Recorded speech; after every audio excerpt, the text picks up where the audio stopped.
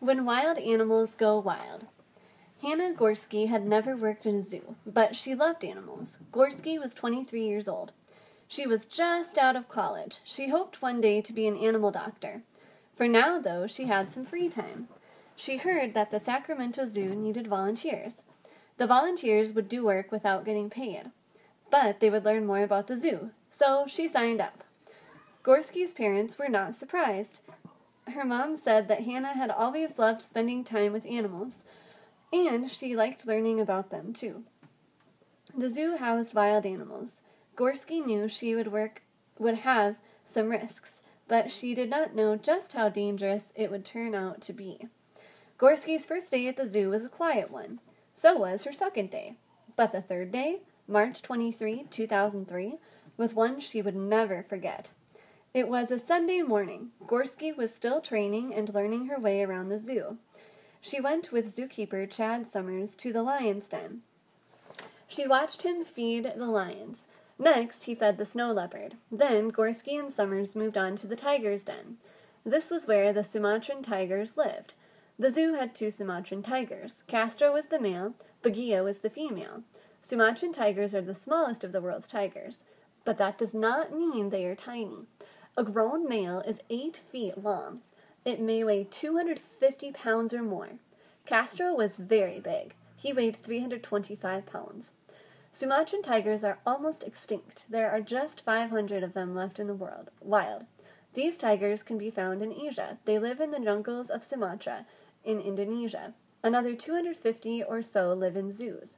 Most of these are in Europe, so the Sacramento Zoo was lucky to have 2. Castro and Bagia were beautiful. They had smooth orange coats with thin black stripes, but they also had strong jaws, big teeth, and sharp claws. They could pounce and kill in a flash, so the keepers took great care when dealing with these animals. Summers made sure Castro and Bagia were safely in the holding pen. This was a cage that kept the tigers out of the main den. Then Summers mixed the tigers' food, and Gorski began to clean the den. Summers set the food out. Castro started to eat. Summers saw that the cage door had not been fully closed. He rushed to close it, but he was not fast enough. Castro got his head and shoulders out the door. He bit Summers on his lower leg. He pulled Summers to the ground and bit him again. Gorski saw it happened. She knew she had to act fast.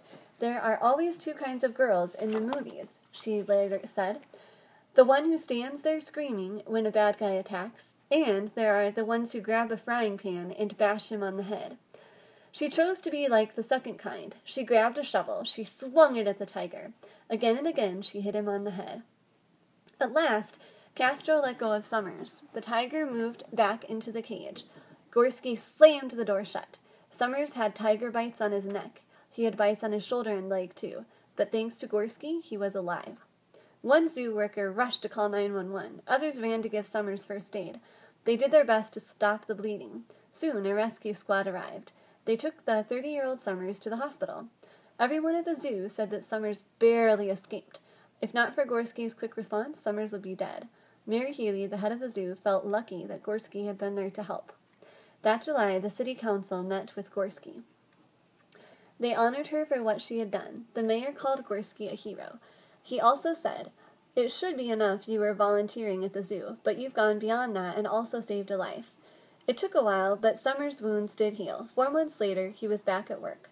By then, Gorski was no longer there. She had taken a break from the zoo, but her love for animals was as strong as ever. She had found a job working for an animal doctor, and she said that in time she would go back to the zoo. Both she and Summers had learned the hard way just how dangerous zoo work can be. Attacks are rare, but they do happen. This should not shock us. "These are still wild animals," said one zoo worker. Said another, "The first thing I tell people is a wild animal is like a loaded gun. It can go off at any time. This is the kind of business we are in."